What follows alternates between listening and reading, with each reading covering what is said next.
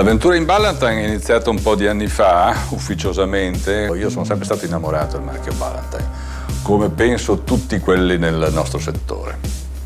È un marchio storico, è un marchio che evoca delle emozioni incredibili e sono entrato ufficialmente nel novembre del 2010 a Milano, nella sede di Milano, e da lì è cominciata la mia avventura.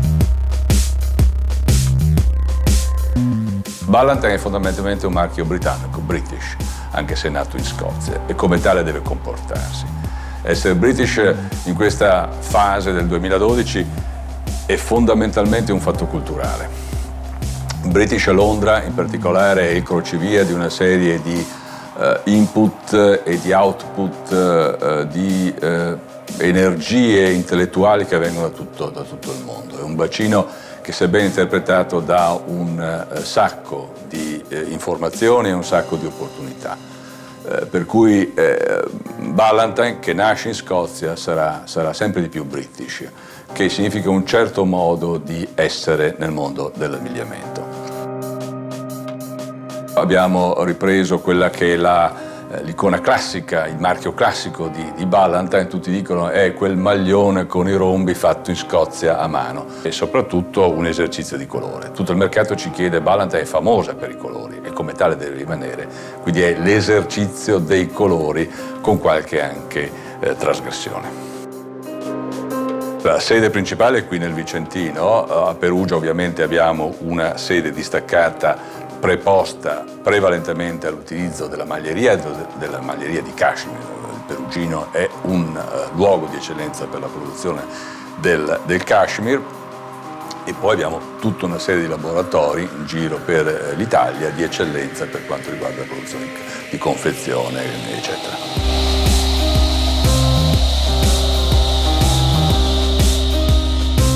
Tutte le collezioni devono essere indossate. Sembra una banalità, ma è un processo stilistico di prodotto estremamente delicato. Io non ho mai fatto nella mia vita, né voglio fare delle collezioni che siano belle perché sono sullo stendino. Sono belle quando la gente le compra e le indossa ed è soddisfatta di indossarla. Questo è un fatto primario nell'attività di creatività e di industrializzazione della creatività. Per cui il mio rapporto con lo stile è sempre dire benissimo come si traduce poi quella che io chiamo la quotidianità. Io devo vestire l'uomo o la donna dalla mattina quando si alza fino alla sera.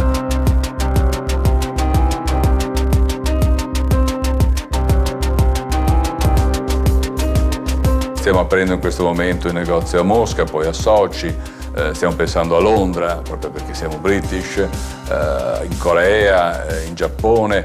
La mia tensione è sempre quella di, in questa fase, di mettere a punto il prodotto, di mettere a punto la collezione che sia assolutamente in linea con quello che vuole il mercato internazionale.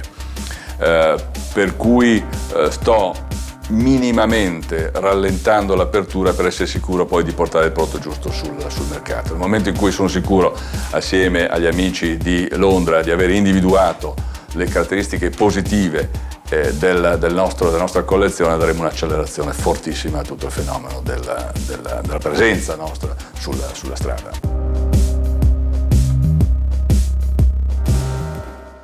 I started working for Ballantyne's in, I think, late October 2010. I was reached by Mr. Natalucci, who is the CEO of the company, when he took the lead of Ballantyne. And he was looking for someone to, as a creative director, to share this type of relaunch of the brands with him. So that's more or less when I started with the brand.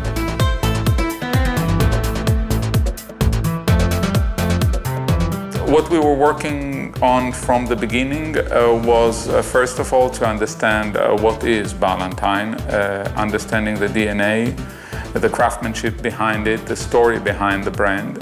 And that's the first part when you are approaching a house, an existing house with such a long story and tradition. And so looking for the techniques that used to work in the past was important. understanding the philosophy of the Scottish casual sportswear approach at the time was important in order to try and translate it into an update version of today. The history of Ballantyne started in 1921. The family at the time was the pioneers, the first ones that brought the raw material from Mongolia of the cashmere, but they were developing the treatment, how to treat the cashmere, because, I mean, more than just a raw material, it's an art, the process of how to treat the yarn, how to make the yarn, and then how to knit it with the machines. So they were the first one to bring it into Scotland and to develop a very specific craftsmanship for the quality of the yarn and for the use of the intarsias, and that's what we are known for. We call it diamonds, is the shape, became a very famous Scottish motif, and all the techniques of the intarsia, which means you can take a painting and translate it into knitwear. All this type of techniques was new at the time. They were innovative. There was a spirit of innovation, and that's something that the brand since 1921 were developing.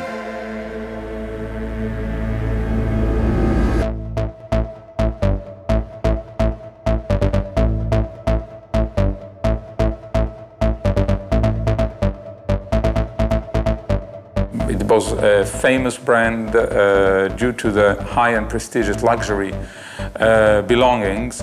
Used to dress in the 50s, 60s and 70s, the royal family, very important movie stars and let's say the glamorous travelers of the world at the time. Inspiration, I think, is everything, is what you eat, what you smell, what you when you laugh or when you cry. I think traveling, people, I I never research for inspiration. I'm just being inspired in a way. It can be something that I've done yesterday or something that I've done in my childhood. You come what you feel when you start a season. Personally, I just try to focus on what type of colors I see, of what type of feeling at the moment I have for the next season, and that's where the inspiration comes from.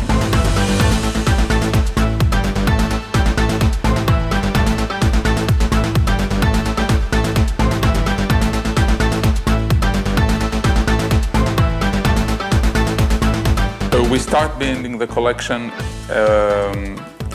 let's say, usually the day after the press day presentation of the one before. We're already in the process of the new one. I call it, there is a period of time of reflections, which means is research on materials, inspirations, colors, techniques, effects, just very general about things that you bring together, you put on a wall or on a table, and you start playing with and see what is the things that you feel more. And then become the period where you're selecting. So you focus on precise your inspiration, what it is that you really want to do, the colors that correspond to it, the materials which are extremely important, and the developing of new materials. As DNA of Ballantyne is the research and innovation, so we are looking on making new yarns, using new techniques, and this is a long process.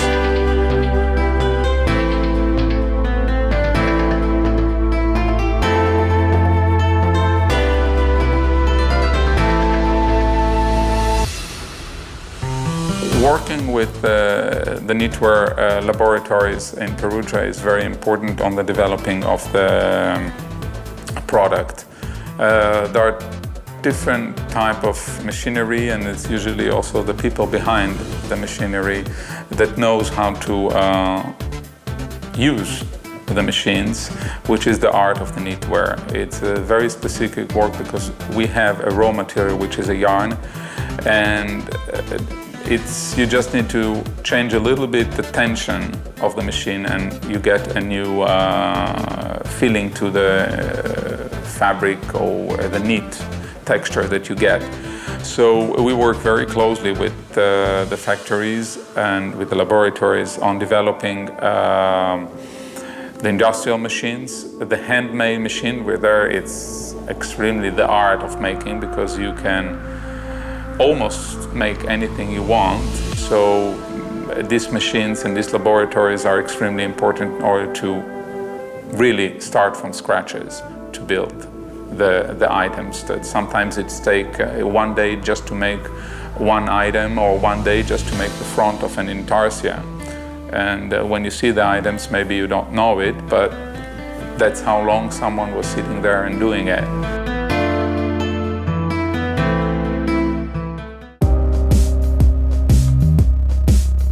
Gli obiettivi sono quelli di portare questo marchio a quelle soddisfazioni che merita, così come gli azionisti ovviamente.